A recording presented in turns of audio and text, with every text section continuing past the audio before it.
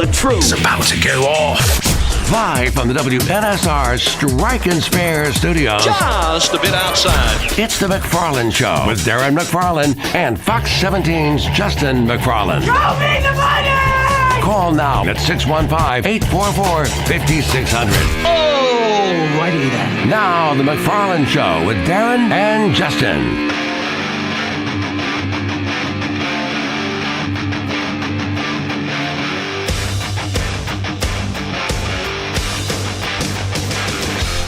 And a good Friday afternoon to you. And yes, it is time for the McFarland Show here on Nashville Sports Radio. Darren and Justin here with you. Strike and Spare Family Fun Center Studio.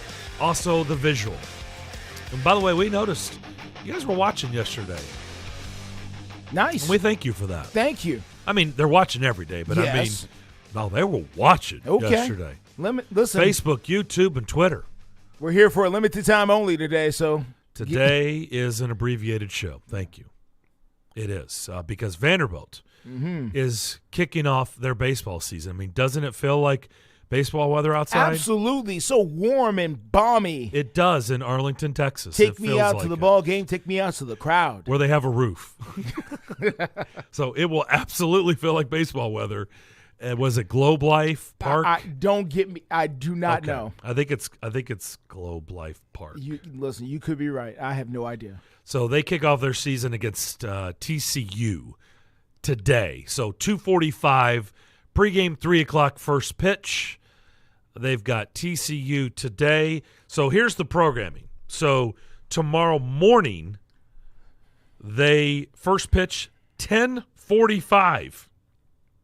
Well, I guess it's 11.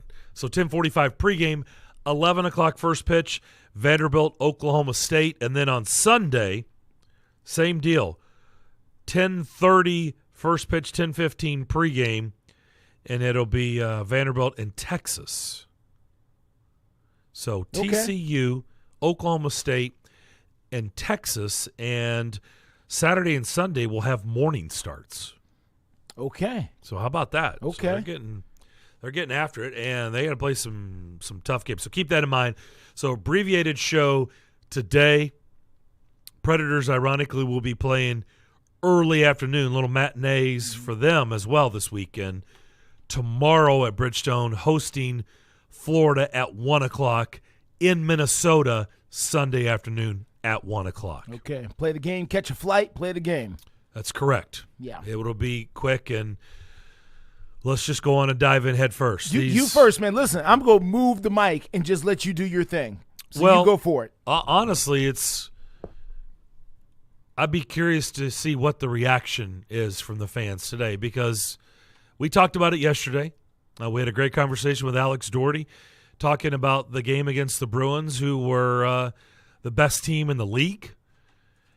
They got to last night. They came into the game with 40 wins, Justin.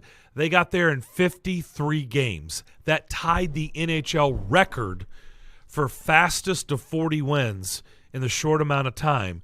They tied the Washington Capitals from the 2015-16 season. Just to put it in perspective, that Colorado Avalanche team last year, that was the best team in the regular season, and mowed everybody down, just chewed up everybody and spit them out in their run to the Stanley Cup final, into being champs. Yeah. They did it in 54 games. Yeah. So it took them one game more than what the Bruins have done this year to get to 40 wins. They are historically good. They have this tied historically good. year. Yeah. And unfortunately, it played out last night at Bridgestone Arena. 5-0 over the Preds. Yeah. And I think what a lot of fans are upset about today, and by the way, if you want to jump in there, again, we're wide open today. We got 45 minutes. We're just going to sit back. We're going to talk sports and take your phone calls if you want to get involved in the show today. 615-844-5600, 844-5600. I think where a lot of fans are today, and I'm certainly not going to speak for the fan base because, everybody's got their own thoughts and opinions. It's the effort or lack of. It's what it seemed like. Yeah. That's where a lot of people are angry because it just was a game that I think even Boston lost interest midway through. I just think they knew, Justin, they were going to win that game. They got nothing. Well, they were going to win the game, and they just kind of coasted and cruise control to the finish line. Yeah. And I think that's where a lot of the fans are. It's one thing to lose to the best team in hockey. It's another thing to lose and not even look like you were that interested after you lost to one of the worst teams in the league Monday night at home in the Arizona Coyotes. It shows how far away you are from being great. Not good, but and I want to phrase everything I'm about to say here around the idea of being great. Because, again, this is me. I don't think the Predators getting into the playoffs this year will be some great victory for the franchise. This team has been to the playoffs a lot.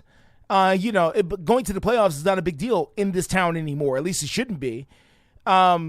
This team needs to advance and get deep in the playoffs, get to another Stanley Cup final if they can. And this team, from what we saw last night, paired against, a historically good team, wasn't even in the same league with them. So it shows just how far the franchise is from where today's NHL's best really is.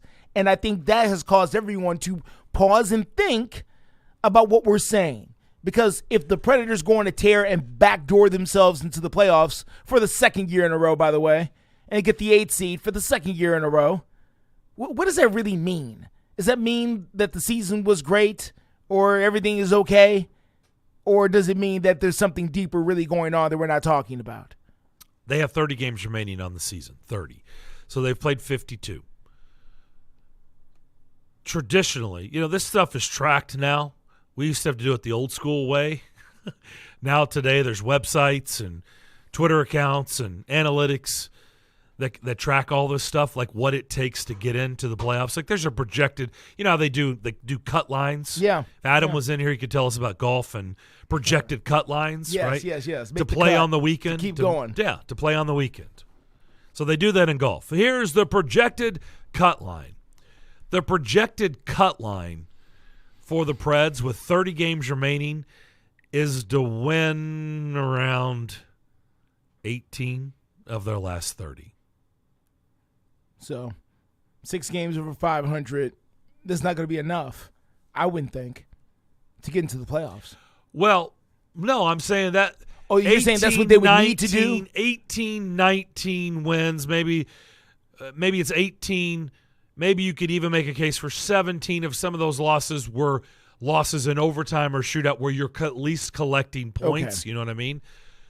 The point is, if your floor is 17 wins and your ceiling is 19, and in between is 18 of your final 30, when you think about the body of work to this point over 52 games, does that seem feasible? Does that seem reasonable? Does that seem obtainable? Does that seem do you feel optimistic? It seems possible. It seems possible. Well, as Kevin Garnett said, anything is possible. Anything is possible. So I guess anything is possible. It's possible. Now, is it probable? I don't know about that. Because at some point the team will decide what it is one way or the other, and then, once that sets in, you don't know what you got after that. This is February 17th. The trade deadline is March 3rd. Yeah, so after that, then I don't know what you got out there, because the mentalities change a little bit, the mindset changes. Agents start calling and having real conversations with players about future endeavors. And then you don't know what you got on the ice after that. Teams calling, hey, what do you think about? Oh, yeah. You up to trading? Yeah. Next thing you know, this person? People from Milwaukee are showing up, and, you don't know what you got. I mean, am I wrong? Is that what happens? That's what typically happens everywhere else, that it can anyway. Well, David Poile said this week, and Pierre LeBrun, by the way, has put out some stuff, and this just in. Pierre LeBrun is one of the best at covering the league. He's been doing it for a long time, and usually if he's hearing things, people like Pierre LeBrun, Elliot Friedman, and I don't want to start listing names because there's some really good hockey writers, people who cover hockey in the league that if they start putting stuff out there, you probably ought to pay attention to because they're getting it from somewhere. They're getting it from somewhere that goes down as somebody you should, that would know. Okay. That's how that usually works. And when he's putting out there how important this weekend is to maybe the mindset of GM David Poile, yeah, then there's something to that. Now, David Poile said earlier this week that they probably are not going to be buyers. Yeah. And right now, the way they're playing, they could be sellers. Yeah. And if we're all being honest, I think if you look at this team, it feels more sell mode than buy. Well, we know not buy mode. So I guess we should lump it together, stand pat or buy mode. Yeah. I don't even, Yeah. No, probably. I'm sell. not even sure stand pat is a separate category. Well, I mean, why not? Why can't it be? Well, because again, since we've been doing the show now, what is this, 4+ months? Yeah. 5 October, November, December. We're almost 5 months in, Yeah. right? If you're doing the same thing with the same people and you're getting the same results, then what is standing pat doing? You're just spitting in the mud. Well, okay. Right? Yes, I understand. I understand that you're spinning in the mud, but if your salary cap situation is not one where you can really do anything productive, then what's the point of moving pieces before the end of the year? Well, then you would be freeing up salary cap. Well, couldn't you free up the salary cap other ways at the end of the year anyway? But I guess you can get things back for it, I guess. I mean, Well, yeah. all right, that's fine. So then, but are they going to do a massive sell-off? Oh, I don't think you can do a massive sell-off. No, so it's just a partial sell-off. Yeah, I don't know what the number would. I mean, I don't know It's just moving a few pieces. if they did. Yeah, I mean, I don't. For one, you can't do the way their contractual situation. And yeah, I mean, you're not going to just unload the team. Okay. I mean, that's called a rebuild. Yeah. Well, You're not rebuilding. why aren't you rebuilding? Well, I think it's And that's a if conversation. you've got that a needs to be UC had. Saros, Okay, and if you've got a Roman Yossi, you do. and you have Philip Forsberg for a long time because you can't do anything with that. You just signed him. Those are your core three. Yeah. right there. And so you've got them locked up. Yeah, And if you have players like that, those are difference maker players. Do you really want to just waste away? Let them waste away on a rebuild? only It's kind of like Kane and Tays. Sure. Even though they're not the greatest examples because, Tays is kind of at the end. Kane still is very, very productive. But those are two guys, that's why everybody's saying they're probably going to get traded at the deadline because you don't just sit there and let talent like that just waste away on a horrible Blackhawks team. yeah. You know what I mean? It's time to move on. They're in rebuild mode. As I said before, they're sucking for a reason. They're trying to get Connor Bedard. Okay. Okay? That franchise elite player. You don't do that with guys like that, right? So it's time to move on. Even though, again, Tays is he's definitely on the back nine for sure. Okay, fair enough. What if you determine, Darren, that Yossi and UC Soros and Phil Forsberg are not going to be the guys that are going to be able to lead you to a Stanley Cup? What if you have determined that their ceiling is the Western Conference semis at best, or a Western Conference final, but these guys are not going to be able to go lift the cup almost no matter what you can do? What if you determine that their ceiling just isn't high enough? Because, and I'll say it this way in a football term, Ryan Tannehill is the best quarterback that has been on this franchise in a very long time, but he's not going to win the Super Bowl. A lot of people don't think anyway. A lot of I would say the great majority of the fan base is determined that Ryan Tannehill is not going to win the Super Bowl for the Titans. That's what they had thought. Okay, so if we're in that thought now, So now what do? Well, if we bring Ryan Tannehill back, we're going to get a bunch of callers who are going to say, yeah, that's great, but they're not going to win the Super Bowl. Ryan Tannehill wasted their time. Why they couldn't? Okay, but you're better than what you had.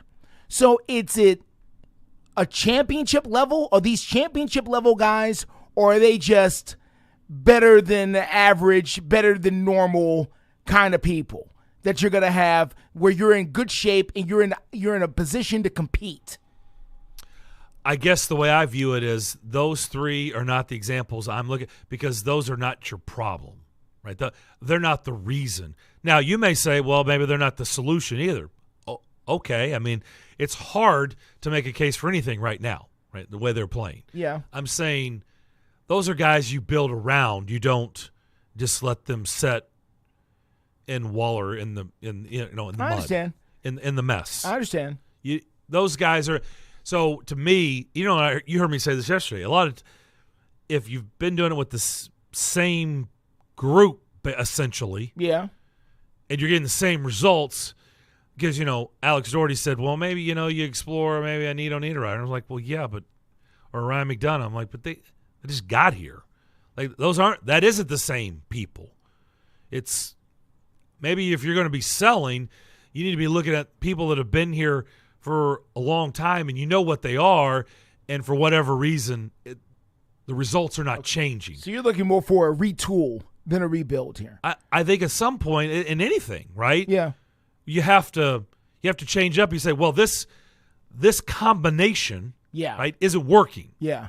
So I guess we have to even when you move pieces around, it's still the same combination of people, the same group, right? Yeah. Yeah. So if it's not working, then what are you doing? Like, you've tried shuffling, you've done this, you've done that.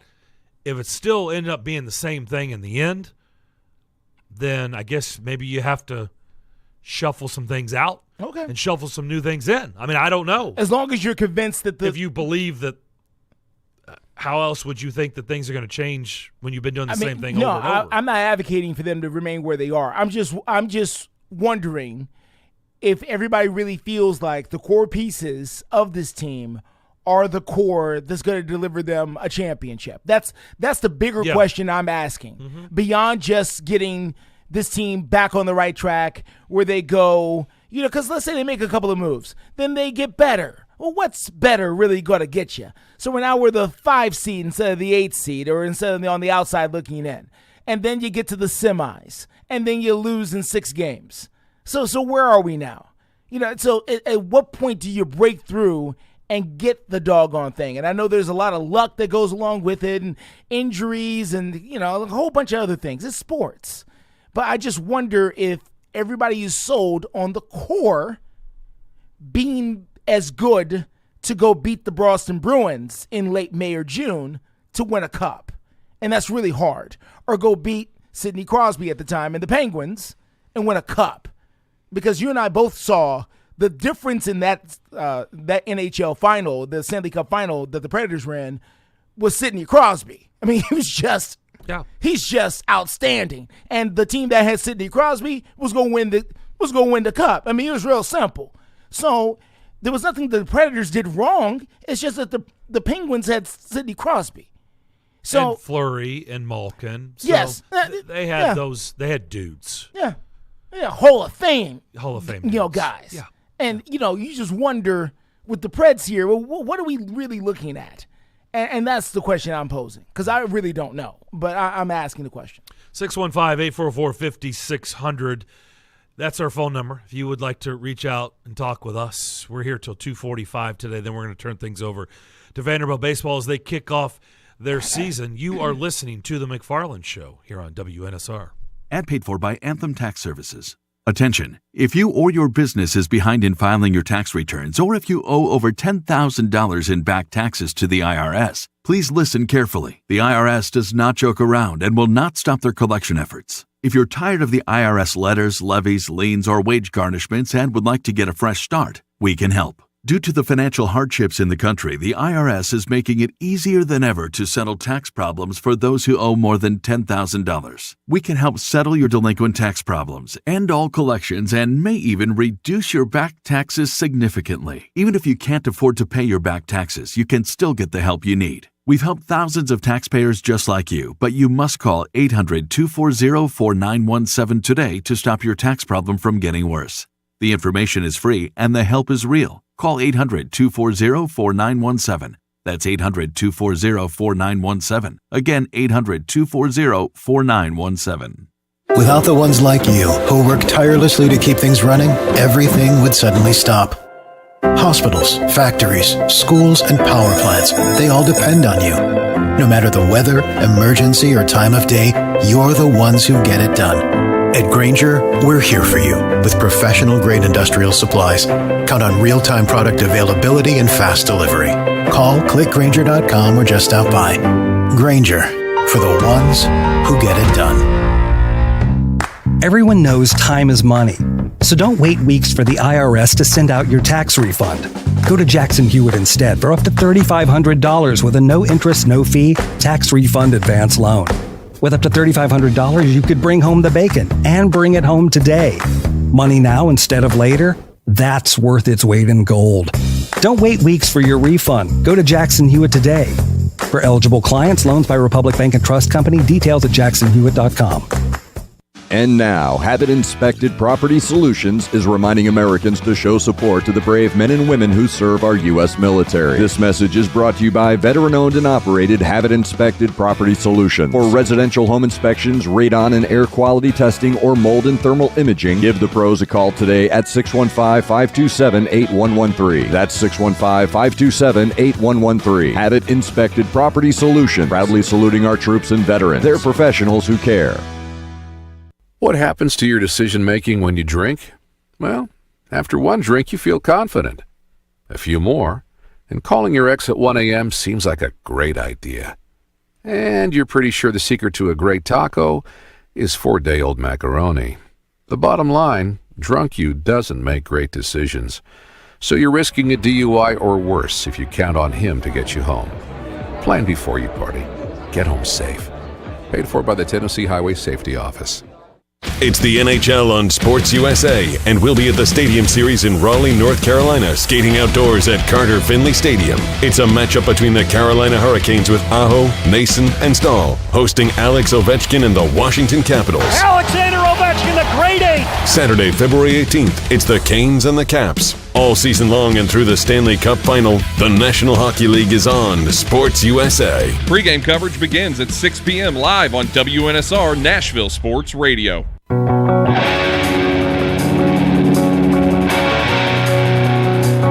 You're listening to The McFarland Show live on WNSR Nashville Sports Radio.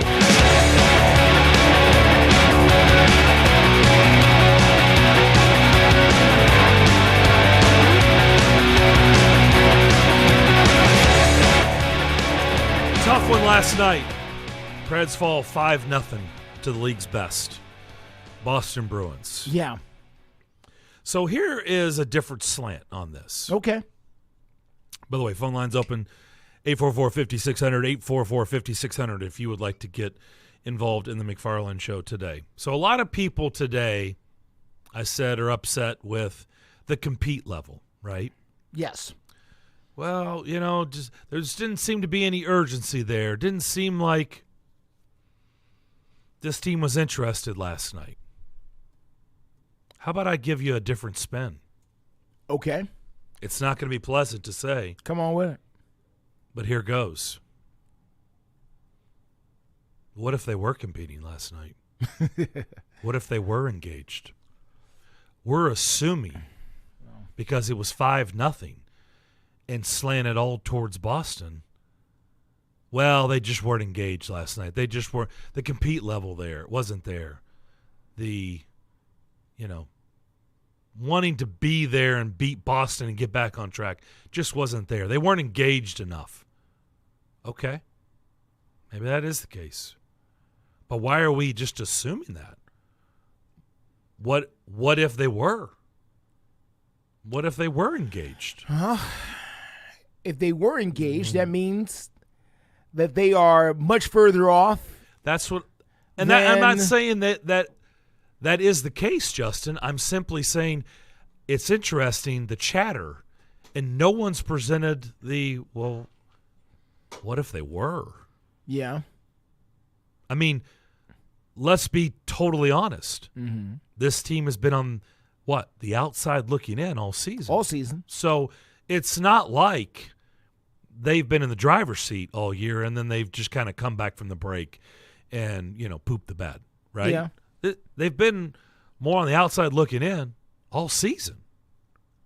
So why are we all just assuming, man, they just phoned it in last night? Really? Well, what if they didn't? Yeah. What if they were playing as hard as they could? What if they were playing as hard as they could? Yeah. Right. Like no one's presenting that, and I get it. Nobody wants to think like that, right? Because what if they were? Yeah. And I'm not saying I know. Boston is just that good, but that's what also Boston maybe could do to a team that now is continuing to look like a non-playoff team. Yeah. I mean, listen, if the this year's Boston Bruins, are and I forget which year it is, but the Warriors who won 72 games, or the Bulls, the 96 Bulls who won 70 games, and they were just running teams out of the arena, professional basketball teams, and just demoralizing them to the point to where fourth quarter games were really not fun to watch because everybody knew what was going to happen. If the Bruins are to that point and they've got a mental lock on everybody that they play, including the Nashville Predators, then it's very possible that even though the Predators thought that they were playing hard, they never were in a position to really win that game ever at any point. And no matter what they did, no matter how hard they played, Boston was just that much better, period. And they could be running as fast as you ever been in a race and you're running as fast as you possibly can, and somebody just passes you like you're standing still? Yes. Unfortunately, yes. Yes, I have too. It's not cool because you are running and you think, boy, I feel good. I am going to, oh my gosh, look at him go. Just flew right past me. It's a helpless feeling, and there could have been some of that going on because, I'm a fan of the Bulls, or at least their first run, first couple of runs. There were games with the Bulls that I'm convinced the game was over when they turned the lights off at the United Center and started the starting lineup music.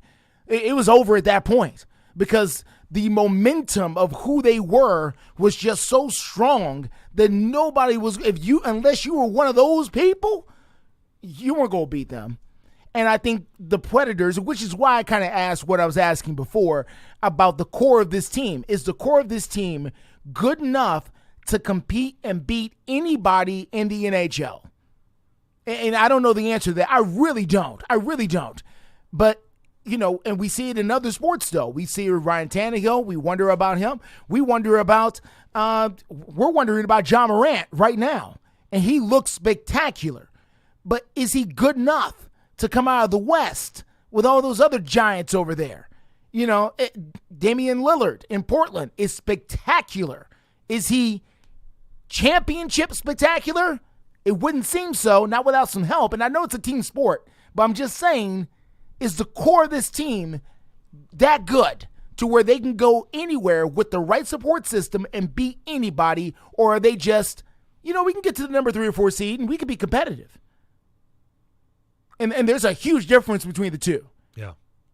And I don't know really, I don't know because I don't know enough about whatever it is I'm seeing to really make a good judgment on it one way or the other. But I know enough about sports to ask that question because I know how this goes. You know how this works in sports. This is when you don't know a ton about hockey. I know a lot about sports though, and if things don't look. Let's be honest. The Titans season, right? Yeah. And they collapsed. They didn't win a game after John Robinson was fired. Didn't win a game. They fired their general manager. They fired their offensive coordinator. They fired other coaches. this is just how it works in sports. Yeah. When you're not getting the results. Luckily for Mike Vrabel, he had the skins on the wall since he's been here, right? He's had the success since he's been here. And so you're not looking at the coach because he has proven he can win. So you had to blame the point of this conversation is, when it's not going well, especially when there are expectations, things happen. Yeah. This is what changes are made. The Titans, part of their offseason conversation right now is trying to figure out if Ryan Tannehill is the guy, and if he's not, well, what can we go do about it? That's part of their offseason, thinking right this second. They're over there trying to make that decision if they haven't done so already. But, they've got to make a decision. If they truly mean what they say and they want to win championships over there with the Titans and over there with the Predators, and they want to bring a champion, they say it all the time, we want to bring a championship to this town. Okay, that means you got to find guys that you are convinced are the guys that can bring you these championships. Well, I'm glad this caller has called in because this is somebody we need to gauge, right? Let's do it. Where they are today, sitting here on February 17th, because our next caller has been a long time supporter and season ticket holder of the Nashville Predators. Let's go to Antioch. Bob is standing by. Bob, what's up? Hello, guys. I'm still a supporter, still a season ticket holder. I'm a realist. I view myself as an optimist, but a realistic optimist. I was going to ask you, last night after the game, Ryan McDonough had a quote basically that said that to win in the NHL, you've got to be able to go into the corners, do some hard things, and Boston did that, obviously implying that the Predators didn't. And really, since the year that the Predators went to the Winter Classic back in 2020, off and on, the team has had problems with, playing hard, although at times this year they've been hard to play against. My question is, do you think that because Nashville is, quote-unquote, the it city, and you've got all the country music stars and whatnot, and the fact that it's not the, under the magnifying glass like Toronto, things like that, do you think that coming here makes the players maybe take it easy a little bit, maybe be a little bit soft because they know that they don't have to, do what they might have to do in a bigger market? It's a really good question. It's an interesting perspective. Basically, what you're saying is not being under a microscope and covered like, let's say, someone in New York or Boston or Toronto or Montreal, especially when it comes to hockey. Yes. Right? Montreal, Toronto, they have hordes of media, right, that follow them and cover them at all times and ask a lot of difficult questions. Are you saying because it's a softer landing spot here, that maybe the pressure's not there? Is that what you're saying? Right, correct. And you've got all the celebrities, and you've got guys now who we're complaining about who've got the big contracts, and so all of that together might be partially the reason, not the entire reason, but part of the reason. Kind of like, I don't know how closely you guys follow baseball. Back when this man named Tom Yawkey owned the Boston Red Sox, he was accused of basically having almost a country club atmosphere with the Red Sox. They had a lot of talent, but they never, got the ultimate prize. And I was just curious about that because there have been a lot of quotes by players after games this year, like the one McDonough made, and especially since he's come from a Stanley Cup winner. I thought that was an extremely interesting quote by him. I think that, one, I'm not going to certainly compare this market to those markets that we're talking about because it's just not the same. We are not. We are not. Okay, but I will tell you, it is my opinion that Matt Duchene's season was a direct reflection of 2 years of a lot of criticism in this market. He knew what was being written about him. He knew what was being said about him. And it lit a fire under his behind. And I think last year was a big you're number one to a lot of people type of season for Matt Duchene because he heard all the noise. Again, I'm not trying to compare this market to other bigger markets or markets like Montreal and Toronto the way they cover hockey, because certainly it's laughable for anybody to do that, because it's not. But he heard it. He heard it for 2 years, the first 2 years of his big contract here, and it certainly motivated him to have the season that he had last year. Now, obviously, it's not resulted in the same motivation this year because he's not having that same type of season, but it's not just Matt Duchene. It's a lot of guys on that roster. I would tell you that Ryan McDonough is a guy who does understand what we're talking about. Maybe that's why you're asking the question. He played in New York. He was drafted by the Rangers. He played with the New York Rangers for a long time. It's really successful New York Rangers too. So he knows what it takes to win, and he was doing it in the number one market in the country. He then went to Tampa Bay and went to three straight Stanley Cup finals. Finals, yeah. Right? And he won 2 of them. Yeah, won 2, yeah. So the guy knows how to win. He knows what a winning culture looks like. He knows what a winning locker room looks like. Here would be my question to you, Bob and Justin. Ryan McDonough, I heard his comments loud and clear. And look, I respect what he has to say because that dude's been there and done it. Okay? He's done it in big markets or in a big market, and he's done it in a market that went to the Stanley Cup final 3 straight years and won it twice. So guess what? He knows a whole lot more than maybe most of us do around here. Okay? What it's supposed to look like. If he is what he meant by what he said, what does that tell you then, if he's saying that? Bob, I'll start with you. What is he telling us if he is saying what he said last night? I think he was calling the team out. Either that, or like you said a little while ago, what if that was the Predators' best effort and that was the result? Because it could be.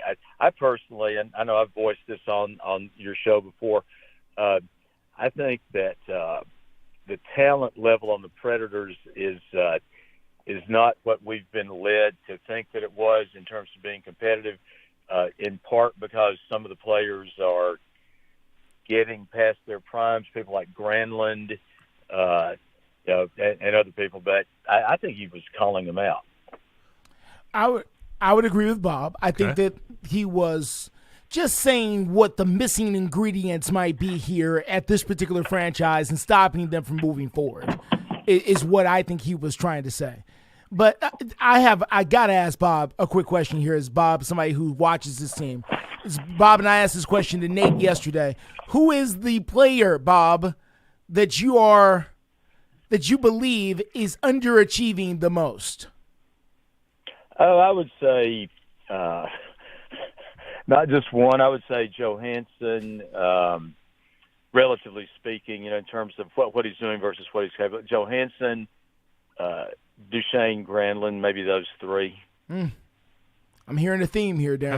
Have they been here a while? They've been here more than a couple of weeks. Yeah. And there we go. All right. See? There we are. I will say this, Bob. Let me just say this. You have been very consistent about your comments about this roster, and I've been very consistent saying I believe this roster is better than the results, and this roster is good enough to get to the playoffs. I will admit to you today on February 17th, the more I keep saying it and the more games that I watch unfold, the more laughable my comments become. I'm believing them much less. And you have been very consistent. You're saying what you said, so kudos to you. And I'm having a hard time believing what my response has been to you all season because it's getting harder to believe. Well, I have one more comment. This is a fear, basically. I'm really afraid that we talked a little bit about the atmosphere at Bridgestone. I mean, I'm really afraid that that apathy might set in and that it really might hurt the attendance and hurt the franchise. I hope I'm wrong, but that's why I think that this might get the attention of the ownership group. Well, if you look at my Twitter timeline last night, Bob, apathy is not set in yet. Okay, that's good. I know. I agree. It's another word that begins with an A. If they're mad, but at least they're still engaged. It's not apathy, it's anger. That's right. Thanks for the phone call. Okay. I told Justin that I put out, a tweet right before the game last night to ask, because we're getting listener engagement. We want people involved in the podcast, the Predators official podcast. So I was like, get your questions in, #AskPOP. Well, I got a lot of responses last night. Yeah. My timeline was full for about 3 hours. And a lot of them are not FCC friendly. And as I told Justin, and probably can only sift through and use about 20% of the material that was put on my timeline last night. Listen, if people But go ahead. to that, real quick. Yeah. And to Bob's point, hey, that's not apathy, right? Yeah. They're still engaged. They may be mad as hell, but they're still engaged. If people stop showing up, that's when you have big problems. I promise you, it gets everybody's attention. And sometimes people not showing up is the thing that is needed at times. Not saying this is one of those times. I'm just saying. In other franchises, though, people not showing up is the thing that starts to change minds and make people move very quickly. You know how I know the fan base was really mad last night, late in the second period? They threw a catfish on the ice during play. Yeah. That happened. I think that's a first. I don't think I've ever seen that. Well, you brought it in during there. Play. I guess they figured they're not going to score, so I got to get rid of this thing. Wow, we're going to end like that? That's what happened. It's a lot of work to sneak those things in there. It is. All right, that's going to do it for our show today and this week. We're going to turn things over to Vanderbilt Baseball. Have a great weekend. Thanks for all your participation. As always, we look forward to talking to you Monday at 2 o'clock. We'll see you then.